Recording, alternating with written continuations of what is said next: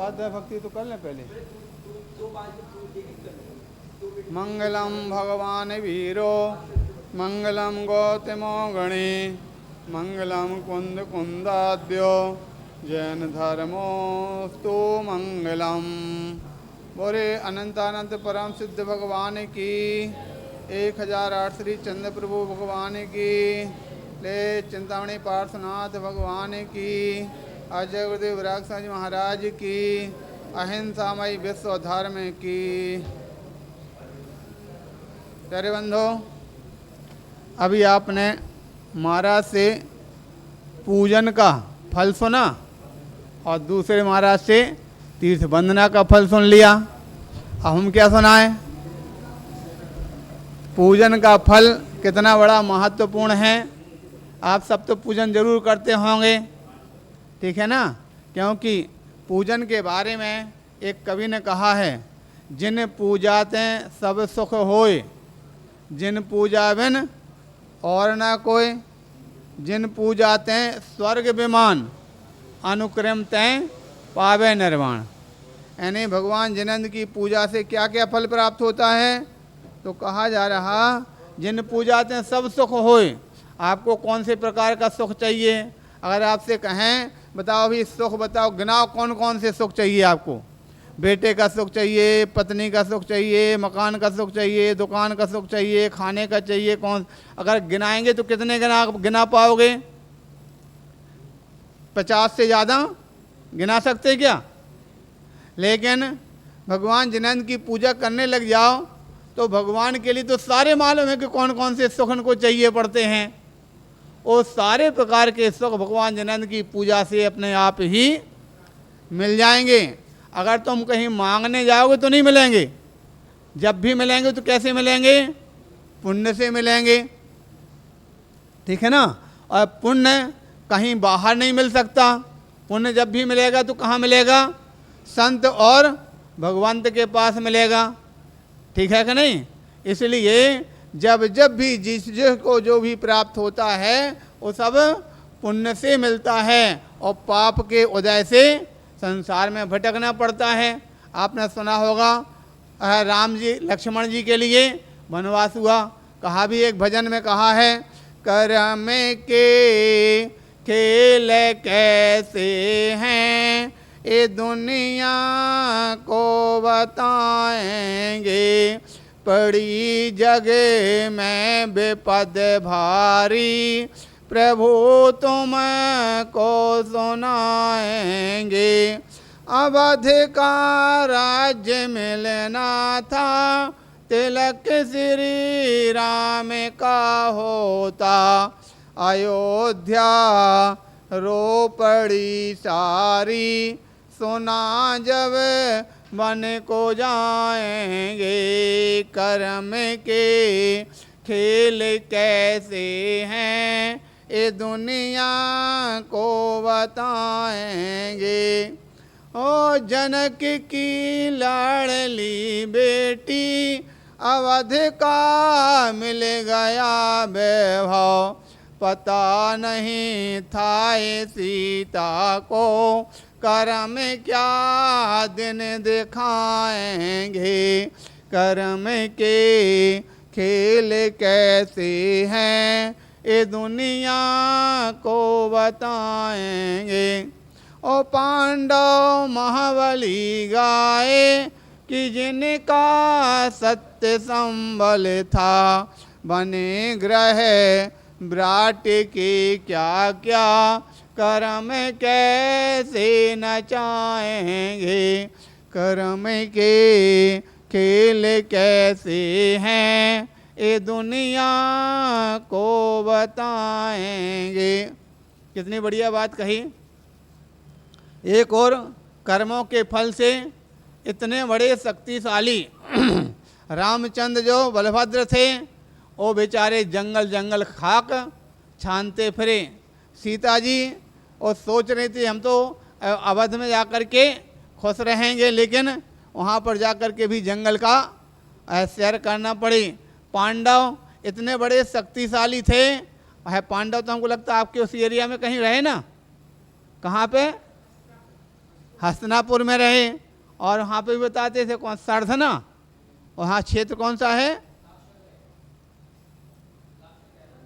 लाक्षागृह, बरनावा में लाक्षागृह था। तो आपके उस क्षेत्र में चारों तरफ सब जगह इतने बड़े शक्तिशाली होकर के भी और जगह जगह की खाक छानी, क्यों? कर्म के उदय से। इसलिए भगवान भैया कर्म का उदय आकर के हमको फल दे, उसके पहले हम अपने कर्मों को सुधार लें। और कर्मों को सुधारने का काम कैसे होगा? कर्म को सुधार करने के लिए कोई ज़्यादा कुछ नहीं करना, बस भगवान महावीर स्वामी ने बताए पाप कितने होते, कौन कौन से? बस अपने जीवन में पापों से बच जाओ, अपने आप सारे कर्म सुधर जाएंगे।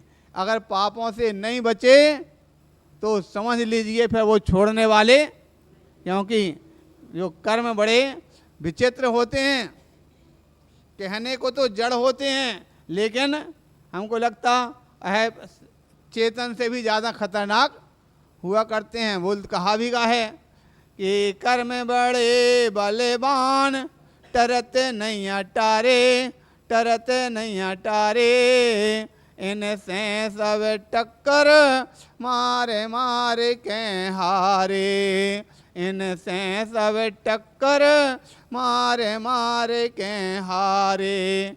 बोलो कर्म से कोई जीत पाया? अरे हाँ जीता है ना, कैसे नहीं जीता?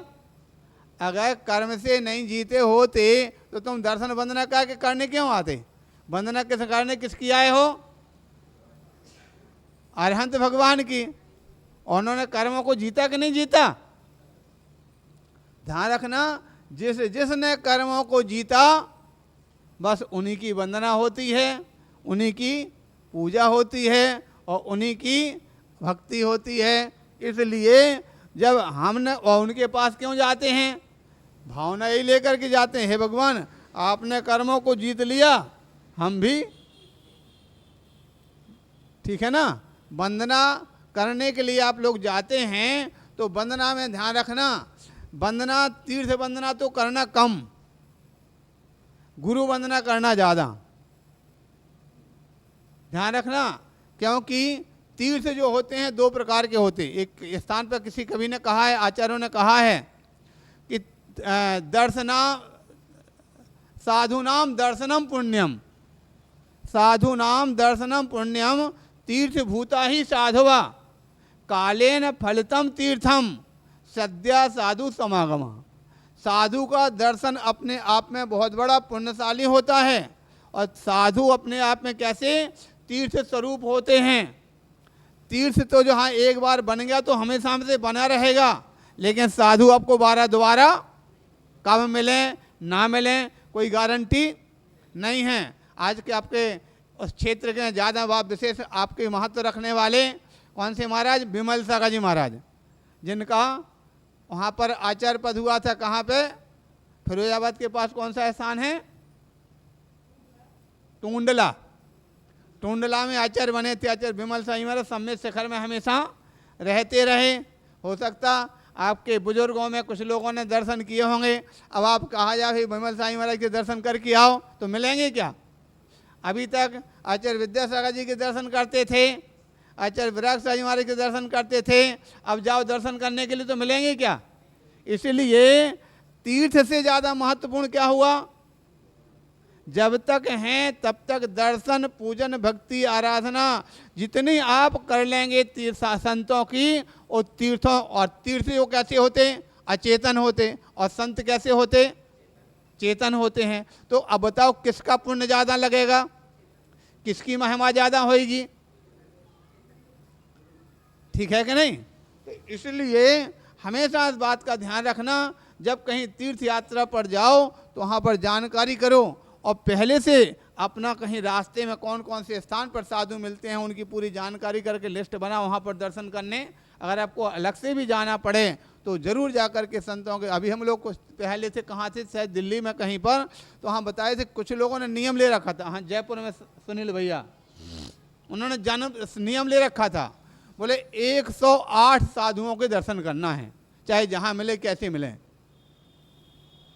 वो जाते थे जगह जगह, हम मालूम चला कहाँ पर 100, अच्छा आहार देने का था, हमको दर्शन की बात सोचे, महाराज के आहार देने का नियम ले रखा था। 108 साधु को आहार देने जाएंगे चाहे कहीं मिले।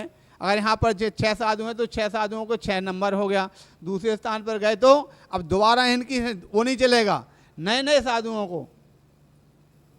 ध्यान रखना कितना बड़ा ये पुण्य की बात है। ऐसे अगर कहीं दर्शन मिलते हैं, भक्ति मिलती है, आराधना मिलते हैं, आहार दान का अवसर मिलता है, घंटे आध घंटे अगर लेट हो जाएं कोई बात नहीं। अगर रास्ते में जा रहे कहीं गाड़ी खराब हो गई, अब क्या करोगे, इंतजार करना पड़ेगा ना। इसी प्रकार से कहीं साधु में है, आहार के लिए का टाइम हो रहा, आहार में 10-5 मिनट का टाइम हो जाए तो आहार का दे करके ही जाएंगे। इस प्रकार से पुण्य कमाना, साधुनाम दर्शनम पुण्यम तीर्थभूता ही साधवा कालेन फलितम तीर्थम। तीर्थ का फल तो जब मिले तब मिले, लेकिन सद्या साधु समागमा, साधु समागम का फल जो है तुरंत ही मिलता है। देखो अभी आपको साधु मिले तो तुरंत फल मिल गया कि नहीं मिल गया, उपदेश मिल रहा, दर्शन मिल गया।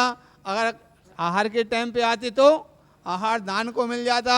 और दूसरी बात है, यहाँ पर आपने आहार दिया, वहाँ साधु अपनी साधना करने के लिए बैठे तो आपको तुरंत ही पुण्य फल मिलना प्रारंभ हो जाता है। इसलिए हमेशा तीर्थ 2 प्रकार के, एक चल तीर्थ है और दूसरे अचल तीर्थ है।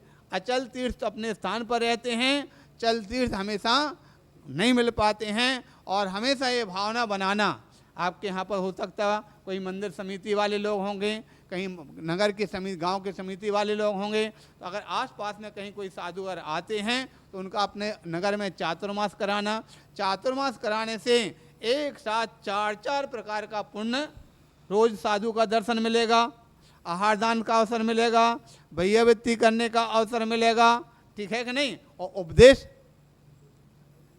तो 4-4 प्रकार से पुण्य का फल साधु के होने पर मिला करता है। इसलिए अपने उस पुण्य की वृद्धि कराना और आज का किया हुआ पुण्य भविष्य में आपके लिए चक्रवृद्धि व्रत जो है के रूप में फल प्राप्त होता है। शास्त्र में उल्लेख आता, जिस प्रकार से आज कोई व्यक्ति एक बरगद का छोटा सा बीज है ना, वो आज बरगद का छोटा सा बीज बोएगा तो कालांतर में पेड़ बन करके कितने सारे फल मिलेंगे, ठीक है। उसी प्रकार से जो आज देवसास गुरु की भक्ति आराधना में थोड़ा सा भी पुण्य लगाता है तो भविष्य में उसका बहुत बड़ा फल प्राप्त होता है। इसलिए आज जो कथन किया, जिन पूजाते सब सुख होए, जिन पूजा बिन और न कोई, दूसरा कोई साधन नहीं है। जिन पूजाते स्वर्ग विमान, जो पूजा करने वाला है नियम से स्वर्ग प्राप्त करेगा, और अनुक्रम से पावे निर्वाण,